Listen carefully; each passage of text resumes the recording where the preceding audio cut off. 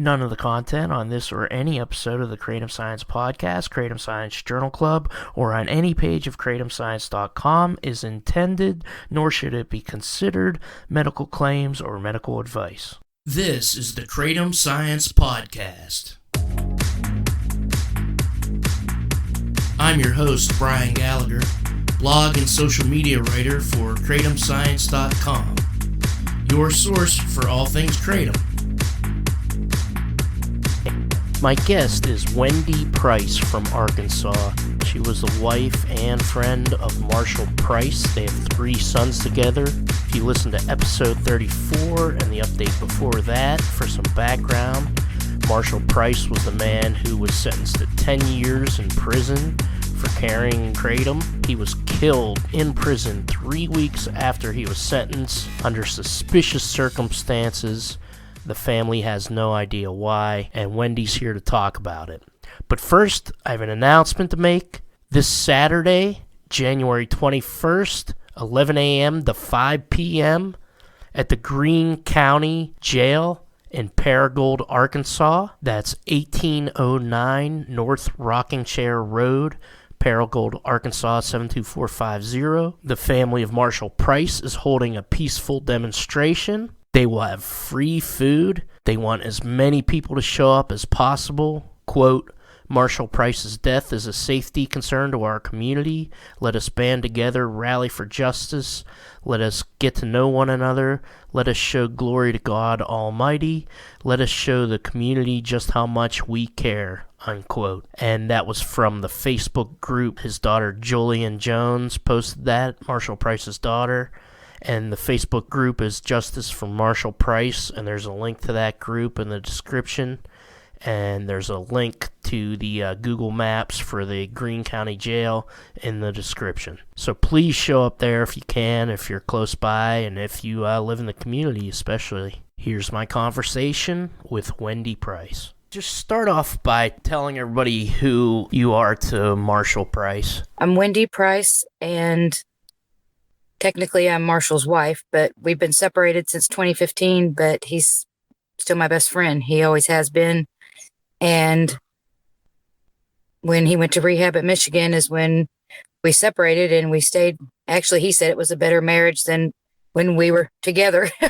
Our friendship is. So his 3 youngest children are by me, and Brennan, Braden, and Braxton.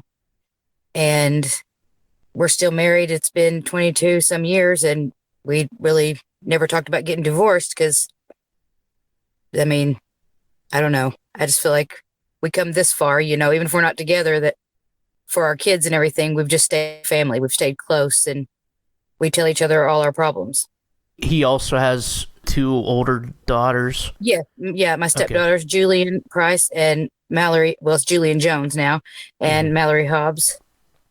Yeah, and I've seen them on some of the Facebook pages and stuff. Tell us a little bit about Marshall. You said you've known him over 20 years now. You've been together.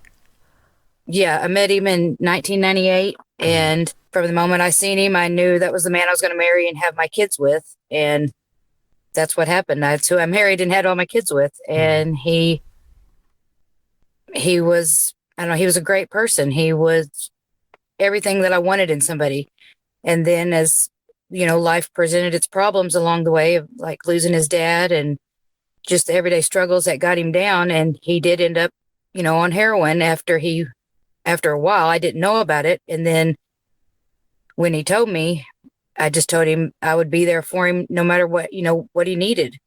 And when he decided to go to Michigan and go to the rehab and get help, it kind of was a surprise to me, but he was already gone in his head that I don't think he even knew what was going on. He didn't know reality, I think, anymore from anything else. And then as he got up there, when, he started calling me saying, there's this medical thing, it's Kratom, but it's legal here. It's all the health stores. And he said, like, everybody in Michigan swore by it. And I'd never heard of it. But to him, it was just this wonder drug. I mean, it was all natural. It made him feel alive again. And even my kids seen the changes. Me and my youngest was talking about that the other day, of how we'd much rather seen him on Kratom than heroin, because he got his life back. He got a job. he had his pride back. He had a life. He had a house. I mean, he had his confidence back, everything. He didn't have that on heroin. I mean, it was two different people night and day. And so there's no comparison to me of what that did for him. And I'm glad, at his wake, I told his sister, I said, I'm glad he got all that back before he passed. I'm glad that he had that, even if it was a short while, he got to feel all that again.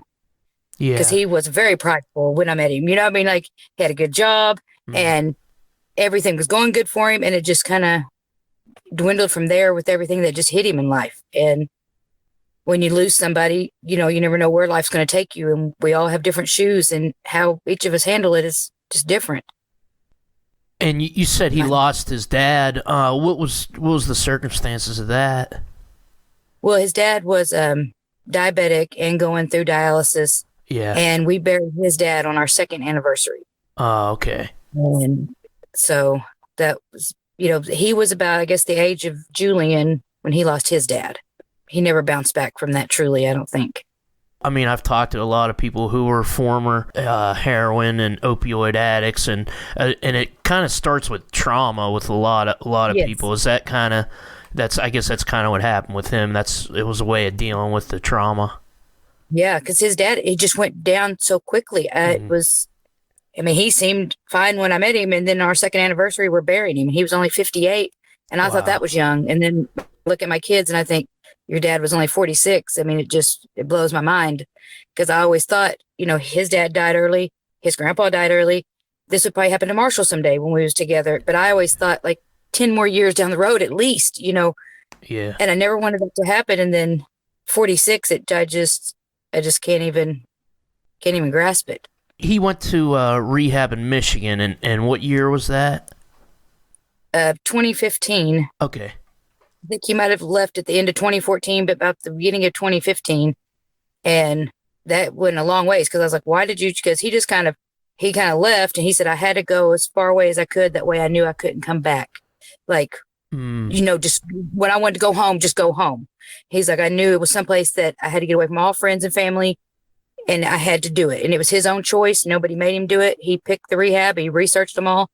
And he has met so many people through that place. Like, there's people from every state that contacts me still, that just what an inspiration he was to them. They said, like, he was always there to listen and talk and give them words of encouragement. And that's what he wanted to do, was help people get through heroin. And he battled that. He battled it hard, but I know with Kratom, he felt like a person again. He felt like he didn't have that battle with that. And he didn't look at Kratom as anything illegal. I mean, I never even knew it was illegal. I didn't know that till he got charged with it. And I was like, what are you talking about? You bought it at a gas station. I had no idea. Because down here, you don't hear a lot about it. I've got people still that's like, what is Kratom? I'm having to explain it to them. And a lot of people here don't know what that is. But here, if they tell you it's bad, Arkansas wants to, outlaw everything. That's how they make their money. That's their only source of revenue is, that's that's what they do to people. Like, if they think they can, make money off it that way, that's what they're going to do. And most states want to help people, with things like that, because if you've ever done any drugs, the difference between Kratom and heroin. Like I told the officers the other day, there ain't no comparison. Mm-hmm. There's no comparison between heroin and Kratom. And they said, oh, it's worse than heroin. I said, well, you can ask my kids that and they'll tell you a different story. They've seen it firsthand. They've lived it. They didn't just read about it. They've lived it. They've seen how it helped their dad. Yeah, I can't believe they would say it's worse than heroin. But I think I've heard a sheriff in Mississippi say that before, but there was one study showing that the one alkaloid was 13 times stronger than morphine, but that's if it's isolated, and there's not much of that alkaloid in Kratom. That's 7-hydroxymetrageny, so you can't say Kratom is stronger than heroin. That's just not true. I know. That's why I was like, there ain't no way, because he'd be way worse than when he was on that. I was like, it don't even make sense what you're saying to me right now. But they just, if they hear something and they go with it, and that's what they're trying to make everybody believe. And I'm like, well, I think you're wrong. And I think it'll be legal in all the states pretty soon. I don't see why it wouldn't. Why wouldn't you want to help somebody that way? Help somebody beat addiction any way you can. Like, if your kids see a difference and their dad's back in their life, and, I mean, he never was gone except for when he's at Michigan, and the two youngest went and lived with him for a year. And we let them make their choices of who they want to live with, where they want to go. Cause we believe in, we don't fight over the kids. We're still a family, even though we live in different homes. I mean, I'd go down and stay with him in Paragould, when my son was down there, like we just all hang out. And that's how you should raise kids. It shouldn't be a battle. And they shouldn't have to watch somebody suffer if there's something like Kratom that can help them. And it looks like, I just looked it up, and it looks like 2015 is the year Arkansas banned it. So that's the same year he went to Michigan. Yeah, and I'd never heard of it. I kept saying, I was like, what? It's what? And he kept telling me about it and telling me about it. And I mean, he was so impressed with it. I mean, he said, you wouldn't believe how many people up here it's helped with heroin. And see, down here, you don't see a lot of heroin. I guess it's not a big thing in Arkansas. I mean, I'm sure it is in some places, but not like, I guess, maybe Michigan. He said there are so many cases, or maybe that rehab brought people that had that problem more than here. Because we probably don't offer that big a help, for something like that in Arkansas. I'd say probably not. It doesn't seem like they're about helping people that way. I mean, if they can outlaw it, they're going to try to outlaw it. So he got extradited back to Arkansas because of a court date that he couldn't show up for? Well, what he told me at that time was he was paying, or Michigan was withholding his child support, like Arkansas had told him to do. Well, I guess there was some miscommunication or no communication. Yeah. And Michigan hadn't turned it into Arkansas that the child support was being paid. And so it went on his contempt of court that he wasn't paying child support. And they expedited. And I can't believe they expedited him that far. I mean, for that. And so he came down here and he said, but I'm paying it. And then finally, when his mom and them got him out, they realized Michigan turned it in that he had been paying that whole time. But he just kind of let it go under the rug, and that nothing ever happened about it. I mean, he got credit for it, but he lost a lot of things in the meantime. He had to start back over again, and that wasn't easy. I was looking at the court case, and I was looking at his background, and there was nothing, crazy that would be like a prior to sentence somebody to 10 years in prison. He had that child support payment, and he was caught with non-prescription Suboxone, which is something somebody would get to try to get better, not to get high, And it just really seems like, I mean, I was mad about it before all this happened. Yeah, that's what my son was telling me. But see, me and Marshall, we were the Cub Scout leaders here in Mammoth Spring, Arkansas. And, I was the Cub Master and he was the one under me. And, the Boy Scouts of America approved him through background checks and everything to help me run it. And we ran it for 3 years and took on 3 schools, which you're only supposed to take on 1, but our area is so small, nobody would do it. We just kept gaining schools, and we went from 5 kids to 75 in 3 years. And I mean, he devoted his time to that with me. I mean, we tried to make a difference in the community and things like that. People, I mean, they don't even look at, he was a good person. He had the heart to want to do that. He had 3 boys. He seen what a benefit that would be to them to have that in their life. Yeah. And he helped a lot of the boys because he did the Webelos part of it, and I did the younger elementary boys. And he loved it. He loved it. And that was a special time for him to get to spend with his sons too. And somebody taking Kratom could be involved like that. I mean, if they've even done studies in, I think, Malaysia, showing that people who were heroin addicts and they were into sharing needles and they HIV risk behaviors and all kinds of stuff like that. Once they started taking Kratom, they started being, better members of the community and stuff like that. So it's just something about Kratom versus, some of the other drugs that doesn't cause you to act crazy. It makes you normal. Yeah, he would. I mean, he was normal. Yeah, the most normal we'd seen him in a while is when he's on that, and he thought it was everything. He told anybody he could tell, about it, about how good it was, the wonders it did. He's seen it save people's lives in Michigan. Mm-hmm. I mean, he tried to tell people about it here in Arkansas, and I didn't know it was illegal. Like I said, I didn't know you could get that many years for it. And since that's happened to him, I've had multiple friends come to me saying, my brother just got 20 years for Kratom in Arkansas. And then this one girl, she said her daughter's boyfriend just got 6 years. And she said he was just using it as a workout pencil. And his friend got 6 years. And I was like, what? And it's crazy. I didn't know that many people knew about it. And there's all these people like, yeah, they're really taking them down in Arkansas for it. I'm like, that's crazy. Yeah, I mean, especially just for possessing it. You think you get like 3 strikes or something at least. Wow. yeah. Well, one guy never had done drugs. He just broke like some bone in his body, and he was on the hydros. And when he got off of them, that he went to Kratom. Somebody told him about it, and he went and got it and got 20 years over it. And that was just recently.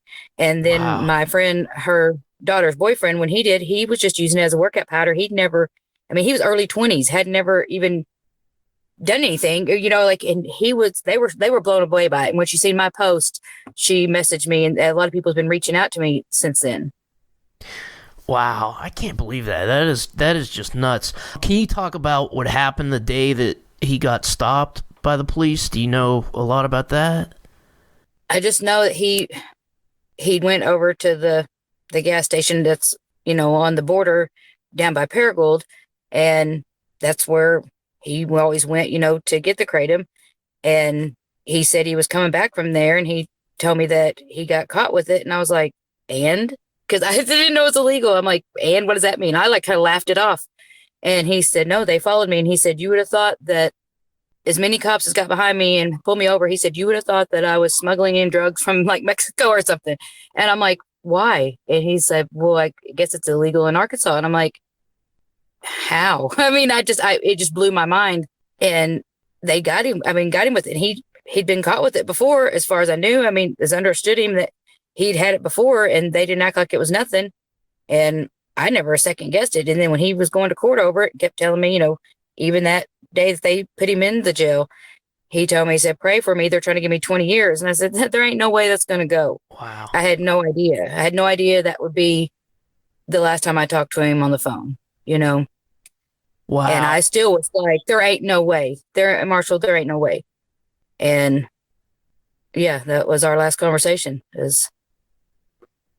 And he said, I feel good about it. I feel good about it because, it is on a federal level legal. And he said, so I don't know how they can give me that much. He's like, and everything else that goes with it. He said, I think I'll be fine. And I said, well, we'll pray for you, but hopefully everything turns out good. And then I didn't hear back from him. I said, be sure you let us know. And me and Braxton was waiting, and we didn't hear from him. And then the next day, my middle son calls me and says that he went to prison for 10 years. And I had to break that to my youngest before school and, tell him, hey, Dad's going to prison for 10 years. And wow. Then I had to call my oldest because he lives at Mountain Home, an hour from here, which is 2.5 hours from Paragould. And I had to tell him the news. And then in 3 weeks, I have to do that all over again, but by saying he died to the same two. And that's hard to bite it down that you're telling them they're going to prison for 10 years, but it'd be okay, kids. Kratom's going to try to get him, they're trying to get this legal to where this could all go away. And, we'll do video chats. He can get out early, good time in Arkansas. You don't do that long. Prisons are overcrowded, and then no more than I said that, I'm turning around. It's final, But what blows my mind is they called my middle boy at 2 a.m., him and Julie, and he calls me and tells me, and I'm like, Braden, are you sure? And he said, yeah. So what happened? He said, I don't know, Mom. We're headed to the Paragould jail. They told me he overdosed on morphine. Why would you call my kid and tell him that his dad overdosed on morphine when there wasn't no morphine in the jail? That's what they told him? Yeah. And I said, what, Braden? Wow. He's in jail. And he said, I don't know, Mom. I'm headed there right now, and I'll find out. And that's originally the call that my son got, was that he'd overdosed on morphine. And I just handed the phone to my mom. I couldn't even make sense that it was real or was happening. I couldn't even talk to my son. I had to go outside and breathe. And I was trying to take it in, making sure I wasn't dreaming.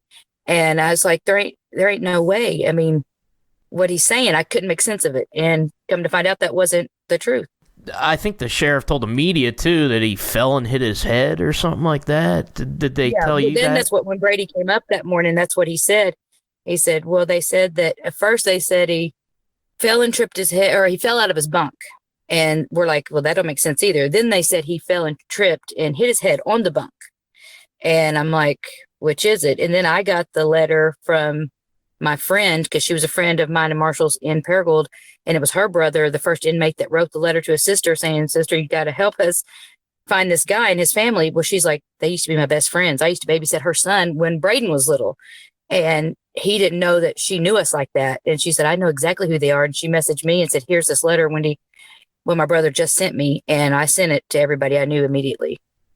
And I just couldn't believe it. I mean, I still can't believe the things that I'm seeing that they're doing down there at that jail. I've heard that there's about 2 or 3 other people killed in there, and they never figured out what happened to them. Yeah. There's been a few, and it's not that big of a town, and that just seems like a high number I can understand if it was a big city or something, but it's not that big. And that's just for a couple to die. I mean, I don't really know of any dying in our county jail, which it's possible, but I mean, not anybody in the past couple of years or anything, or in like a few of them anyway. That it seems odd to me. His injuries sounded pretty extensive for what they were saying. There's no way he just hit his head, right? Didn't he have broken ribs and?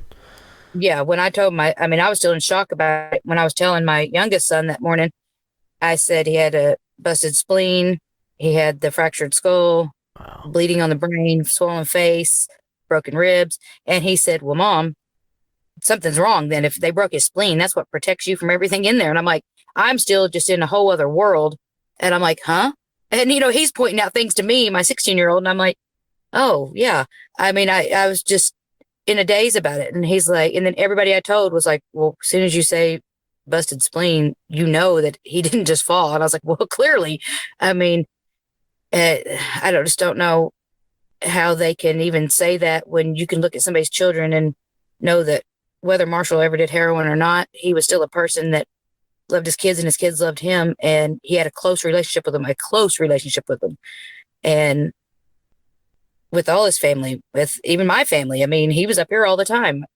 That was the last place I seen him, was up here at my house. And it took everybody by surprise. You might not be able to answer some of these questions because I understand there's going to be maybe a lawsuit or something, but what do you think happened, and what do you think maybe the reason why this happened to him?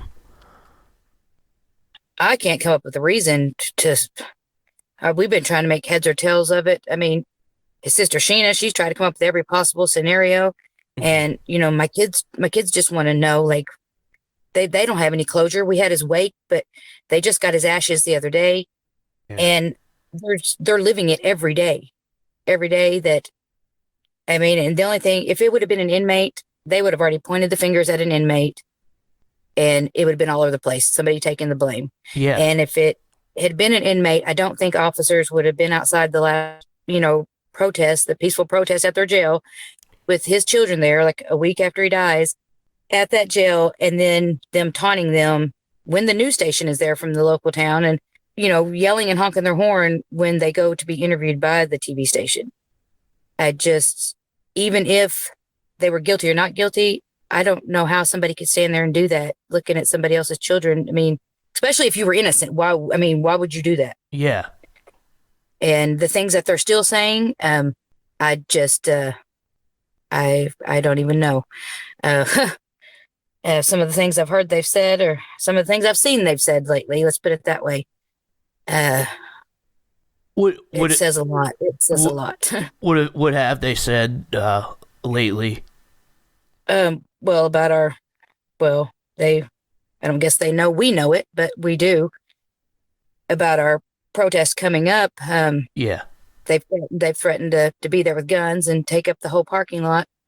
And they made a statement that once a deaf person is put in handcuffs, they lose their freedom to speech. Now that's past Marshall. That's past anything. That's total hate right there. I mean, that's hate crime all the way around. I mean, you're saying if a deaf person is in handcuffs, they can't speak no more. They can't sign. They can't. So they're making just jokes. His life is a joke to them. Yeah. If they were sincere and didn't do this, why would it be a joke? Why wouldn't you be offering the family support at the protest? We're not against them. We're not trying to, we just want answers. We just want somebody just to take it serious for a minute down there. And there's 5 children waiting to know what happened to their dad. Yeah. every day in their head, they're trying to think. And then when we get that autopsy report back, they're going to relive it all over again when they see the pictures of, and I've tried to tell my kids, you don't want to see the pictures of the body. And my mom's like, you're not letting them see it. Well, I don't have control. My youngest is 16 and the others are over 18. And they're like, we're seeing it, Mom. And I'm like, I can't stop you. And I have to see them too. I need to know. I mean, Marshall would want me to know. And I told the kids, I said, I will look at it and verify it for you, but I don't know if y'all should. But I know my boys will. I don't know. Julie said she wanted to see them, but not of the face. But yeah, my boys said they want to see it. They need to see the pictures. And I can't blame them for that. They didn't get to see the body. They didn't get to tell him bye. They just had to turn around and know that, hey, he was being cremated. We've got nothing here at the wake. We don't have ashes or nothing. We've got a picture of him. That was their goodbye. Wow. So that was the state police that told you that? Because I know they were doing the investigation. State police was doing the investigation, yes. And come to find out, though, that they had an office in the Greene County jail. So now we were told that they've got a different state investigator on it, one that's not from the office down there. And they're fixing to do the second interviews with all the inmates. And they've separated all the inmates that was in the cell with him. None of them have been together since that day because they didn't want them conspiring a story together or something. And I'm like, I'm not worried about the inmate story. They've called us from day one telling us that they, are behind us and everything, and that they would all sign whatever, that they're scared for their own lives in there. Yeah. And so that they said, we wrote our statement. They're going to interview us again. And they said, maybe this will get somewhere. And then the new sheriff I guess he went in acting on the 1st or whatever for his new term. And so it's a different sheriff. And my stepdaughter thinks that he is a lot better. And I never liked Paragould when I lived there. It just always felt like, untrusting, or, I didn't feel safe there. Yeah. I mean, because we went through a couple experiences when I lived there that I was like, we got to get away from this town. And I said, everybody's like, oh, don't you want to move back? And I was like, no, never, never do I want to move back there. No, that was his hometown, but it wasn't mine, but I didn't want to be there. I didn't want to. And did you hear anything from them about like what the results of their investigation was? Like what? No, they said it's still ongoing. They've not told us nothing. I mean, just nothing at all. We're just left hanging. We keep asking all the time and nothing. It kind of is getting frustrating. Everybody's like, you should have some kind of answer. I mean, something, some explanation or something, at least put y'all's minds at ease for a moment. And no, we've not. The kids are coming up with scenarios all the time. And I know it's just until you have some kind of closure that don't leave your mind. I mean, like my stepdaughter, she's just racking her brain trying to get justice for him. I mean, she has pushed herself so hard that, but I've told him, I know it's good to have something that occupies your mind to get you through this time, keep you busy. But she's like, we can't let this go under the rug. And I said, well, no, I mean, nobody should have to. I don't care if he was an inmate or not. Their lives, they're people. Yeah, really. It's just too much some days. It's like, and I don't think it's really hit any of us yet. I mean, it's hit us and hit us hard. Mm-hmm. But some days I'll sit down and think, oh my gosh, I'm close to a breakdown. And I'm thinking, I don't think it's even hit us yet. I mean, we've broke down, but when they get the results of everything and answers, I mean, I think that's when it's really going to hit. And the last thing I want is for them to be angry. Mm. I don't want them to feel anger. I want them to get answers. And I want them to have peace, And I said, we can't let anger grow into more anger, because then our world will just be anger. We won't ever get nowhere that way. We have to stop it somewhere. We have to fight for and get him justice. And then he won't die in vain, and we won't let him die in vain. I mean, he's got me, I'm a loudmouth, and he's got his sister, she's a loudmouth, he's got my kids. I mean, I was like, and they're like, they don't think they realize what they're messing with us. Yeah. I'm like, yeah, we can get loud and we don't stop. I mean, that's one thing though. He's got us fighting on his side, and I believe I just pray that we will get somewhere, and I know that God won't let us down, and he hasn't yet. the things that he's already given us and shown us on this case, that is amazing that we've been shown. I told the kids, I said, right there, that's God. Don't ever give up your faith, because he's got us. The right will prevail. See, I'm thinking about the other person that I looked up that died there, and there was a story about it in the news, and then there's just nothing about it. There was like, oh, this police investigation, but that person didn't seem to have that family support that you guys have. That, you know, I don't think there was anybody going down there and protesting. So, the next protest is going to be 11 a.m. to 5 p.m. January 21st. Is that right? Yes, at the significant time of when he really had passed. I mean, though they said it was 2 a.m., that's when he was really brain dead before they ever got him on the ambulance. And we believe that's what they wanted. That's why they left him in the cell so long, was so by the time they did get him help, he couldn't respond. He was not there no more. Before they called the family thinking, well, he might could tell them something or might come to or whatever, they made sure he was not able to talk, not able to know anything. Yeah. Man, I just don't get like what their motivation was for all this. I mean, seems like they're acting guilty. I mean, I can't say what happened because I get, but well, yeah, if they weren't guilty, I mean, I would think that they would be offering some kind of support or something to the kid, like just even peace, I mean, like not jumping in, or why would you make yourself look worse? I mean, if I had a business and I thought my employees was being looked at for something like that, I would not allow that, for them to act that way towards the family. I mean, that's who you're already being looked at doing something wrong.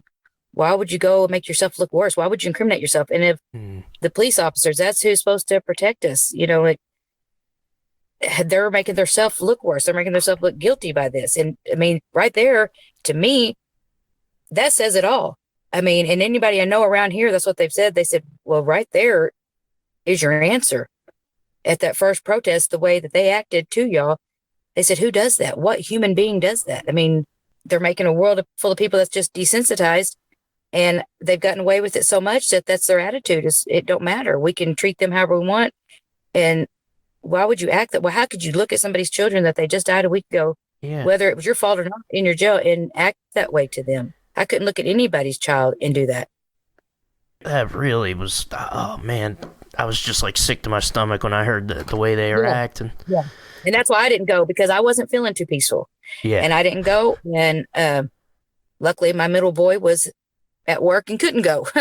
And I wasn't feeling peaceful about it. And I said, y'all don't want me there because I'm going to bust out. And I said, yeah, I'm going to be in that cell too. And I'm human. I'm not feeling peaceful. Go through that. Look at your kids. And no matter what Marshall ever did wrong or right in his life, I had kids with him. And I look at those kids, and you look at your children and have to tell them their dad died, no matter what kind of person he was. Yeah. That's heartbreaking. I didn't want to tell him. I mean, I told my mom, I said, I can't do it. She said, you have to. I said, I can't do it. I can't look at them boys and tell them their dad died. I can't do it. And luckily my middle boy came up with Julie that morning, and we went and told my oldest. I had just told my youngest, and then they got here. We went over to Mountain Home, and we all went together, my mom and stepdad and Julie and my other two.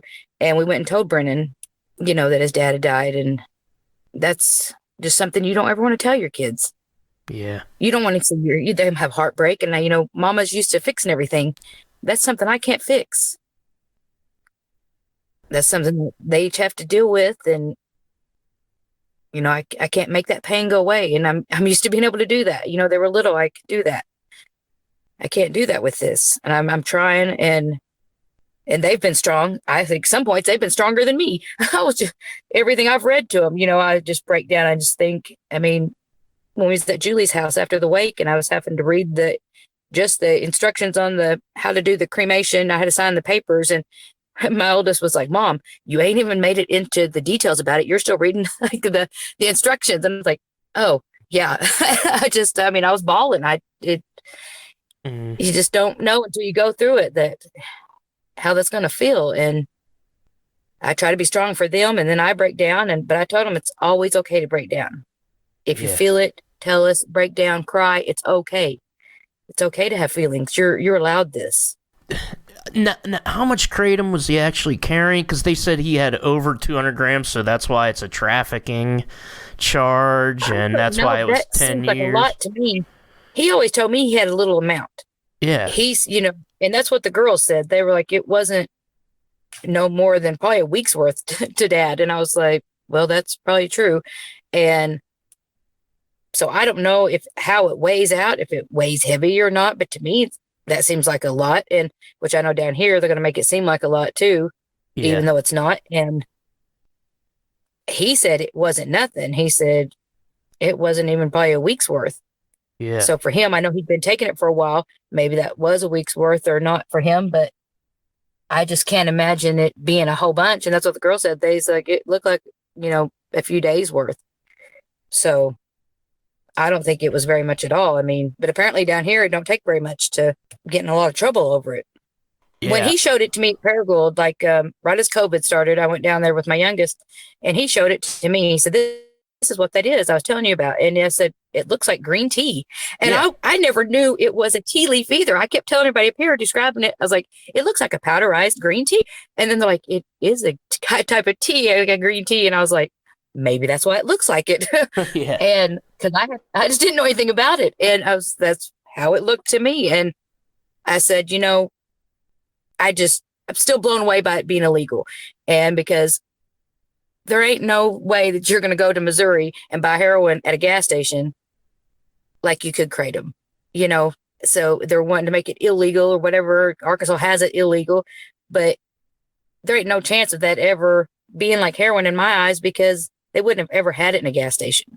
It's like when you go in and you see all these CBD gummies, that everybody's talking about. And that's what I had looked at it as. I'm like, if they're selling it at a gas station, and my mom even said that when he got in trouble, she's like, how could it be illegal in Arkansas, but be legal in Missouri? Like, and you're just right there and can buy it and go back and forth. And I was like, well, I don't know. And how could they get him for trafficking when anybody can go to Missouri and buy it? I mean, what's he going to traffic? I mean, why would he when everybody could just go buy it themselves? Like, that didn't even make sense to me either. It's been a lot to wrap my mind around, and a lot.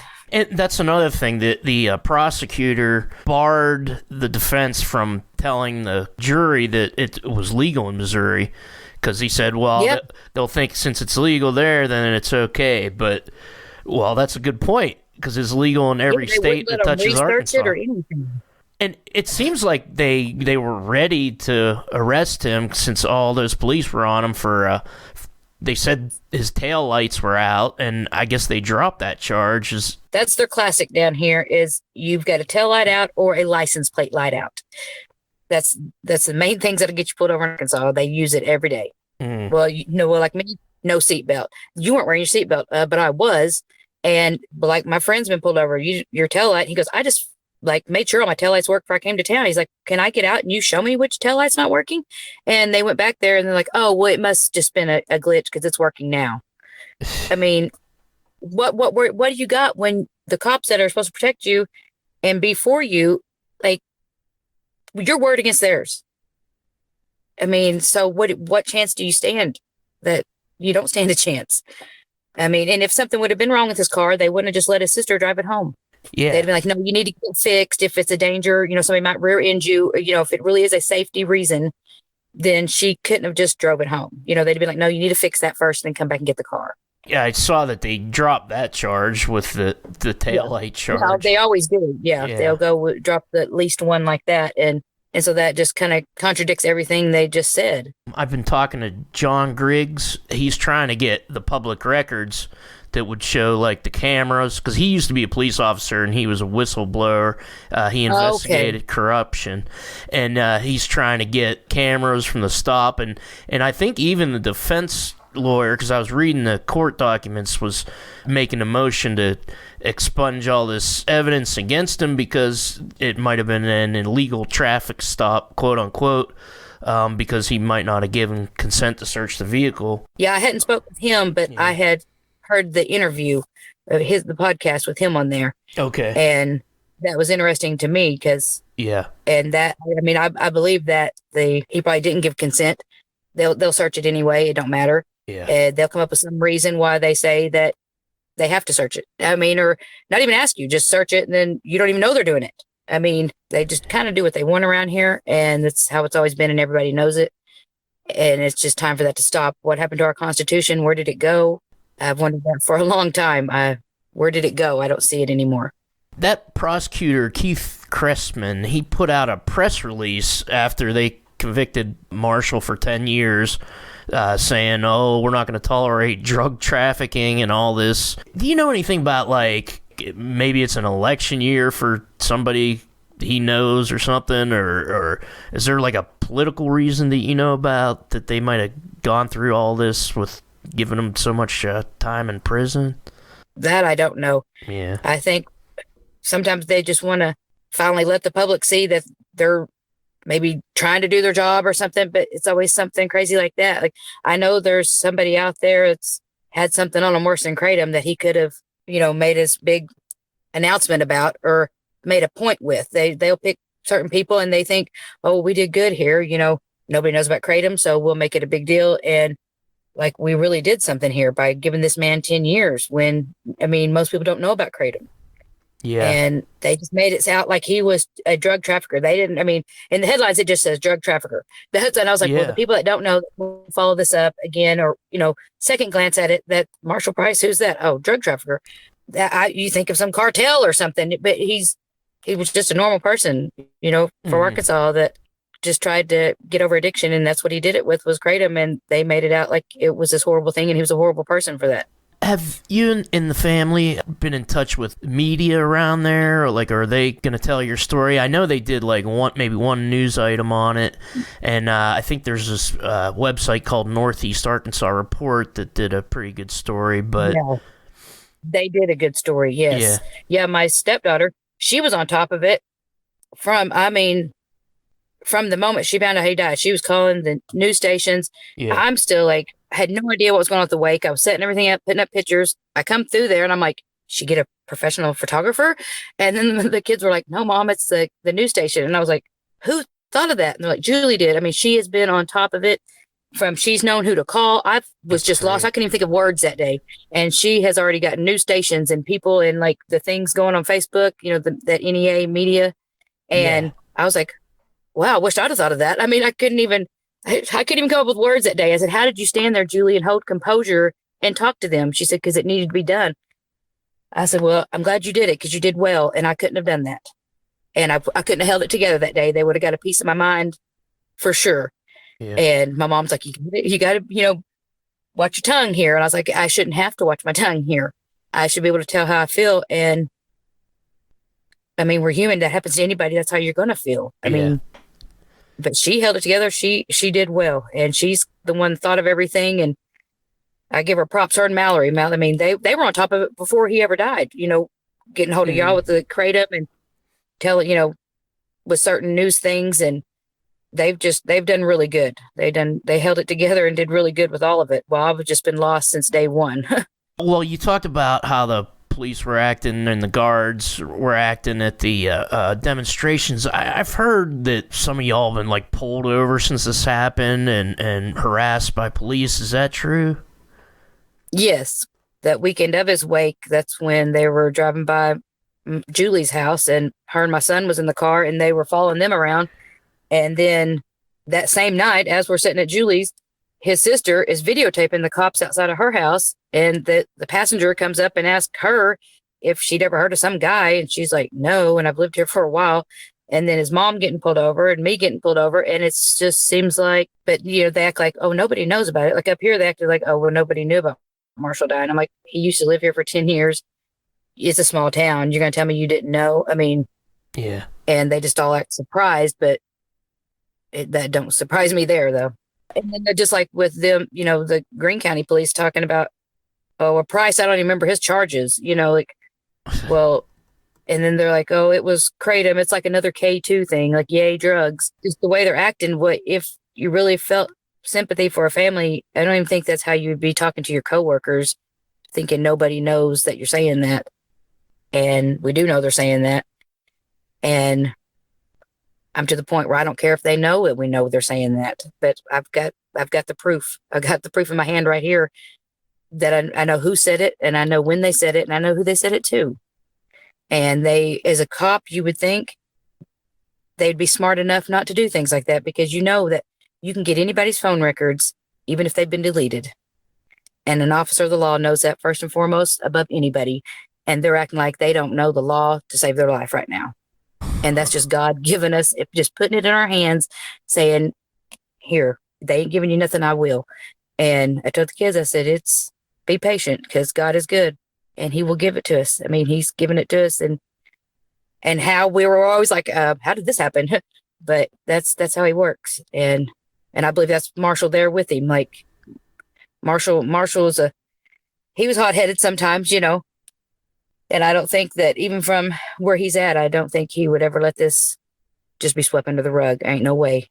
He just wasn't that kind of person to just, other things he did so it didn't cause trouble, but in his death, like if it was the other way around and it was me, I know he'd be making a stink out here in the world for me. And that's what I have to do for him.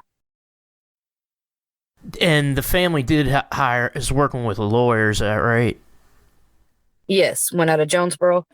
Okay. Yes, and I've had many friends that's messaged me and was like, that makes my heart happy, that lawyer that your family's gotten, because they said he's great. They said he will go after them and he will get it done. And I didn't know anything about this lawyer. I haven't lived down there in many years, and all my friends have just sung the praises of this lawyer. So that makes me happy too.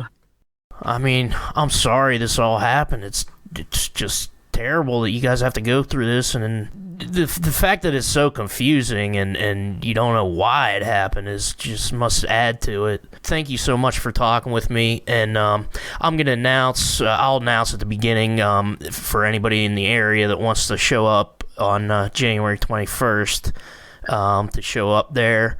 And I still have the GoFundMe link, so I'll put that in the description of the podcast. Yes, that was awesome. Y'all have been great. Everybody, any part of the Kratom, I mean, it's been a big help. And he would be, I know he's smiling. I know he's smiling down, because I know that's making him proud. And like I told my kids, you got to pull a positive out of everything in life, even a negative. You got to pull a positive out of it. And I know maybe not right now, but someday we will see that all this has meaning. Everything, every second of our life has meaning, whether we know it or not, for something.